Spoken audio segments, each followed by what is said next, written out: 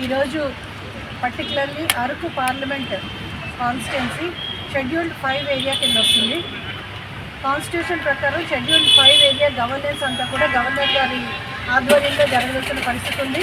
కానీ ఈరోజు రాష్ట్ర ప్రభుత్వం అరకు పార్లమెంట్లో అరకు పర్టికులర్లీ అల్లూరు సీతారామరాజు జిల్లాలో జరుగుతున్న ఈరోజు అక్రమాల గురించి గవర్నర్ గారికి వివరించడానికి ఇక్కడ రావడం జరిగింది. ఈరోజు అరకు పార్లమెంట్లో చూస్తే అనంతగిరిలో గిరిజనులకి సంబంధించిన భూములు చనిపోయిన వాళ్ళ వేలిముద్రలు కూడా అంటే చనిపోయిన వాళ్ళ పేర్లతోటి వేలిముద్రలు వేసేసి రిజిస్ట్రేషన్ చేసి అక్రమ మైనింగ్కి పాల్పడ్డారు.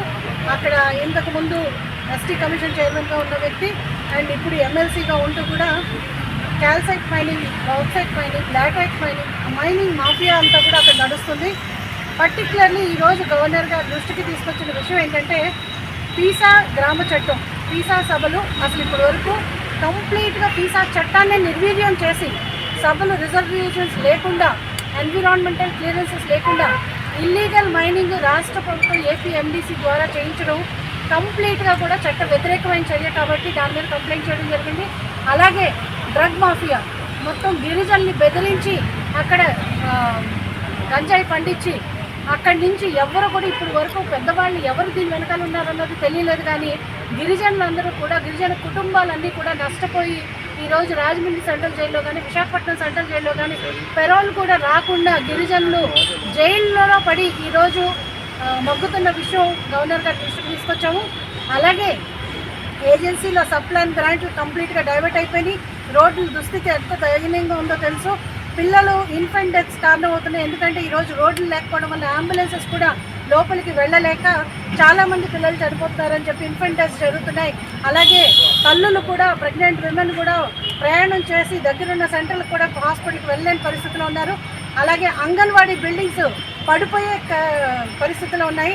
సొంత బిల్డింగ్స్ లేక నిధులు ఉన్నా కూడా ట్రైబల్ ఏరియాకి సెంట్రల్ గవర్నమెంట్ ఎన్ని వేల కోట్లు నిధులిస్తున్నా కూడా ఆ నిధుల్ని కంప్లీట్గా దుర్వినియోగం చేస్తూ ఆ నిధులను కంప్లీట్గా కరప్షన్ పాలు చేస్తూ అక్కడ ఉన్న కాంట్రాక్టర్లు చివరికి జలజీవన్ మిషన్లో ఎన్ని వేల కోట్లు వచ్చినా కూడా ఆ జలజీవన్ మిషన్లో కూడా నిధులన్నీ కూడా దుర్వినియోగం అవుతూ పాత పైప్ లైన్లకే కనెక్ట్ చేసేసి ట్యాంకులు కూడా కట్టకుండా ఈరోజు ఆ నిధులు కూడా డ్రా చేయడం జరిగింది.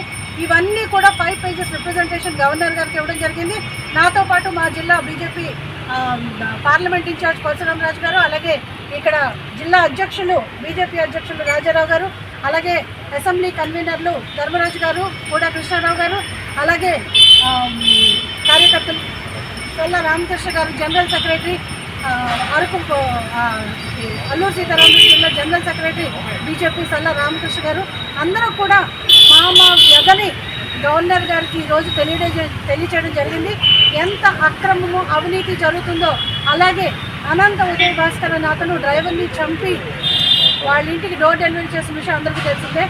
ఈరోజు ఏదైతే సుప్రీంకోర్టు బెయిల్ ఇచ్చిందో ఆ బెయిల్లో ఉన్న కండిషన్స్ అన్నీ వైలేట్ చేస్తూ అక్కడ విచ్చలవిడిగా దోపిడీకి పాల్పడుతూ sand mafia, land mafia, mines, అక్రమ ఇల్లీగల్ మైనింగ్, అలాగే భద్రాచలం వారి టెంపుల్ భూములు కూడా అక్కడ వదిలిపెట్టే పరిస్థితి లేదు. ఎందుకంటే దేవుడికి తెలంగాణ ఆంధ్ర అని లేదు. 100 ఎకరాలు భద్రాచలము రాముల వారి భూములు ఉన్నాయి. ఆ రాముల వారి భూములు కూడా గిరిజనులు కాదు, కేవలం గిరిజన వ్యతిరేకులు అక్కడ టెంట్లు వేసి అక్కడ ఆక్యుపై చేసి చివరికి భద్రాచలం టెంపుల్ నుంచి హనుమాన్ సేవ వాళ్ళని వెళ్ళినా కూడా కొట్టి పంపించడం జరిగింది. ఏంటంటే తెలంగాణ వాళ్ళకి మాలో ఏం పని అని పోలీసులు కూడా దాన్ని సమర్థించడం జరిగింది.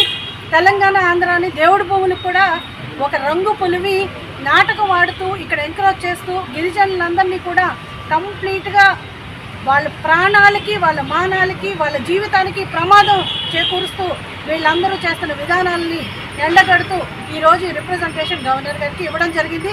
గవర్నర్ గారు చాలా పాజిటివ్గా స్పందించారు. అలాగే తగు చర్యలు చేపడతానని, ఆయన పరిధిలో ఉన్నంత వరకు ఖచ్చితంగా న్యాయం చేస్తానని చెప్పడం జరిగింది. అలాగే గవర్నర్ గారు కూడా ఇంతకుముందు విజిట్ చేశాను నేను అరకు, టూరిజం ఇంకా పూర్తిగా డెవలప్ అవ్వలేదు, ఇంకా అవ్వాలని చెప్పి కూడా ఆయన ఆశించడం జరిగింది.